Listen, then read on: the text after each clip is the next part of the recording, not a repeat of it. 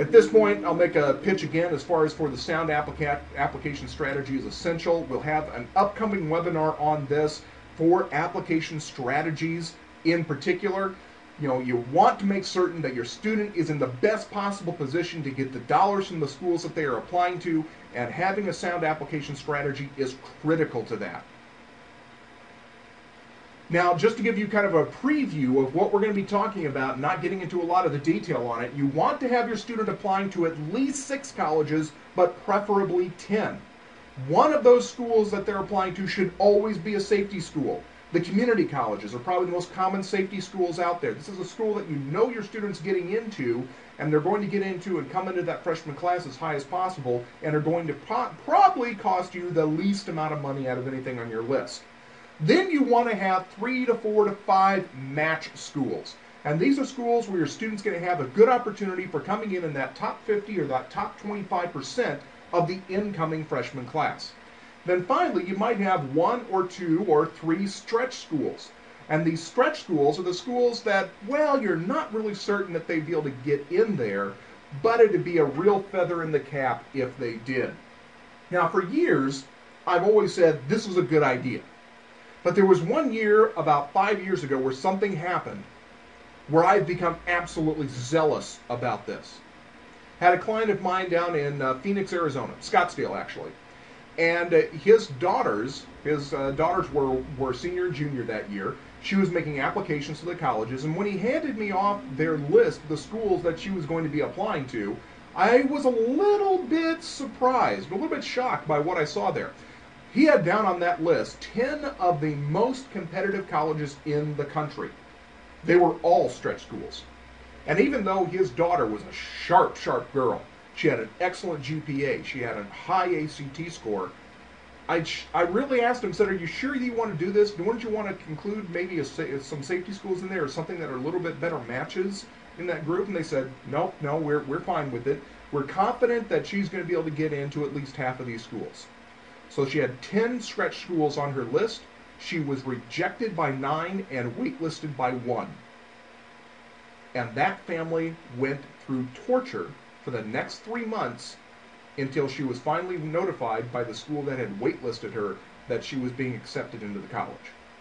Ever since that experience, watching what that family went through, I have become an absolute fanatic in dealing with the sound college selection strategies. You absolutely must have a solid college selection strategy for applications before you start any other work on the finances. And I've told many people who had asked me who had come to me and said, hey, will you take me on as a client? I told them right up front, if you are not going to do this, then don't work with me, because I am not going to be able to help you, and it will only cause us all a bunch of heartache. Some of them just simply turned around and walked away because their student thought they knew that they only wanted to go to one school and that was the only school that they were going to apply to. Well, I can tell you, if you take that tack, it can lead to a tremendous amount of heartache, and I can almost guarantee you it's going to lead to a lot of wasted money. So again, watch out for our upcoming webinar, the College Selection Strategy 103. That will be listed up on, if you want to keep track of these, make certain you go to edulaunchpad.com and you sign up for our online and get yourself an account so we can get you on our newsletter list. And that way we can make certain that you're going to be kept aware of when these upcoming webinars are going to be taking place. How to negotiate. You can negotiate often with colleges to get the best possible award. But there are 3 things that you need to know before you start any kind of negotiating with the schools. Number 1, you need to know your options. And the options are the financial track records of the schools that you're dealing with. Number 2, you want to know your numbers. Your numbers are your expected family contribution, and then consequently, your family need at those schools. And finally, you want to know you never call it negotiate. Colleges do not negotiate. In fact, if you call up after you get a financial award offer from a college and you say, hey, can we negotiate this? You will offend them. They might actually hang up on you. Because colleges do not negotiate with people. They're colleges. They're higher education. They are universities. They don't negotiate. They have appeals processes. Now, there is a very big difference between an appeals process and negotiating. Appeals starts with an A. Negotiate starts with an N. Okay. It's their lexicon. Use their language. Why would you ever want to negotiate? Well, some schools will miss award. Somewhere there's a mistake that's been made, and they've prepped the wrong award. I actually had a client one time where they had the Social Security numbers in the financial aid office mixed up with the students. They had prepped the students an award that should have gone to a completely different student, and they thought they were going to get $10,000 less than what they did. We were able to recognize it, get it corrected, and then they got the award that they were anticipating. Some schools will under-award. Frankly, they have a policy of lowballing you. There's actually a process out there called financial aid leveraging. It is a statistical process used by about 60% of the private colleges across the country and about 35% of the public colleges.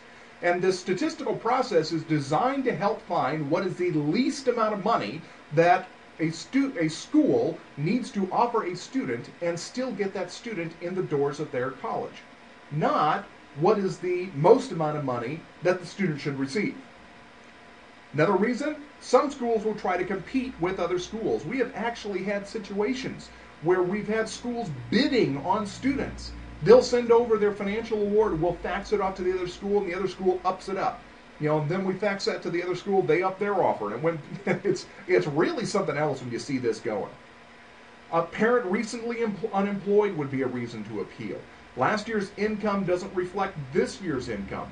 Grandparent living with you that you partially support. Student has a medical condition that prevents them from work study, and on and on and on. The important thing to remember is that the college financial aid departments are run by people. And if you can make a compelling argument to a person of why it should change, you can often get it to change. How to get more need-based aid for college? You can rearrange your affairs to get more money by learning the legally established rules. It is no different than learning the rules regarding your IRA. Now, I really doubt that there is anybody on here that when it comes time for filing your income tax return, that you're going to turn to your tax preparer and say, hey, don't take that money for my IRA contribution off of my taxes. I want to give that money to the government. But that is exactly what happens to people year after year after year when it comes to the financial aid process, simply because they don't understand the rules as they are written. Now, the first thing you need to understand about how to improve your situation is that all assets are not created equal. Assets that are in the child's name and assets that are in the parent's name are counted very different. Different types of assets are counted at different rates. Some assets have a 0% penalty. That means that any money that is in that asset does not affect your financial aid numbers. That's the best place to have money when you're getting ready to send your kids to college. Some assets have a 6% penalty. That means for every $1,000 that is in that, $60 goes towards your expected family contribution. Some assets have a 20% penalty or more, meaning if you get $1,000 in it, $200 goes towards your expected family contribution. Now, what you want to do in manipulating this is how do you get money that's in the 20% category and get it to the 6% category? And how do you get money in the 6% category and get it to the 0% category? Now, let's take a look at what different types of assets are in these different categories. Let's look at the good assets for college, first of all, the sheltered assets, assets that are in that 0% category. For FAFSA purposes, retirement accounts, IRAs, 401ks through 403bs, Roth, those are not counted in the FAFSA process. Annuities are not counted in the FAFSA process. Equity in your primary residence, cash value in life insurance, family farms or small businesses owned by the family with less than 100 employees, those are not counted and are great places to have money. For the profile, the CSS profile, there's only one asset that is not counted in this process, and that's cash value and life insurance. Bad assets for college. For FAFSA, equity in any other real estate, vacation homes, rental homes, those types of things, that will be counted against you. Now, just the equity, not the property value. So that is property value minus mortgage. Custodial accounts, UGMA and UTMA accounts, 529 plans, stocks, bonds, CDs, funds, cash, etc. Anything that's in the parent's name is going to be counted at 6%. Anything that's in the child's name will be counted at 20%. Now, the 529s have got an asterisk there because they're treated a little bit differently. Pretty much at this point, all 529 plans are going to be counted as the parent's asset regardless of whether they have the student's name on them. That was a change that just took place here in the last couple of years because they wanted to make up for what really, unfortunately, was just a poorly designed process when they first put 529s in place. For the CSS profile, annuities are going to be counted, equity in all real estate will be counted, 529s will be counted, stocks, bonds, CDs, mutual funds, cash, custodial accounts, all of that is going to go towards the expected family contribution. Then there's this kind of strange discounted group where different things can happen. For FAFSA purposes, quite often business assets, if they are not small businesses, you can do a lot of work with your accountant of really showing how coming down with some much more favorable valuations for you. Limited liability partnerships. If you're a limited partner, you really have no control over an asset whatsoever. You can honestly, I've talked to folks at FAFSA about this previously, that can legitimately be claimed of having no value to you except for whatever is distributed to you. For the profile, retirement accounts can often be in there being discounted in different ways, businesses, family farms, and limited liability partnerships as well. How to get more need-based aid. Another thing you got to keep in mind is be careful of the tax considerations. When you're talking about manipulating assets, very often you're talking about incurring taxes, capital gains taxes, and income taxes. You want to be very familiar with the tax implications of any decisions that you're making when you're getting ready to send your kids to college. So that's why I always recommend get a hold of a copy of the most recent publication 970 by the IRS, Tax Benefits for Education. This is where the IRS details all the information about how taxes impact your expenses for college and the other way around. And believe it or not, this is actually a very well-written report and is quite beneficial. To find out more information of what we've been talking about here, I would really encourage you to go to edulaunchpad.com. That's www.edulaunchpad.com. Also, check us out on Facebook and Twitter. At Facebook, we're at Facebook.com/EDU Launchpad, and on Twitter, our handle is EDU Launchpad. If you go in there and sign up, we will keep you up to date on the upcoming webinars and other new information.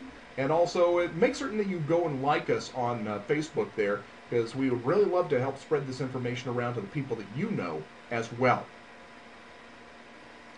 Upcoming webinars that we have that look out for, Intro to FAFSA 102. In fact, actually, we have Intro to FAFSA up on our YouTube channel right now.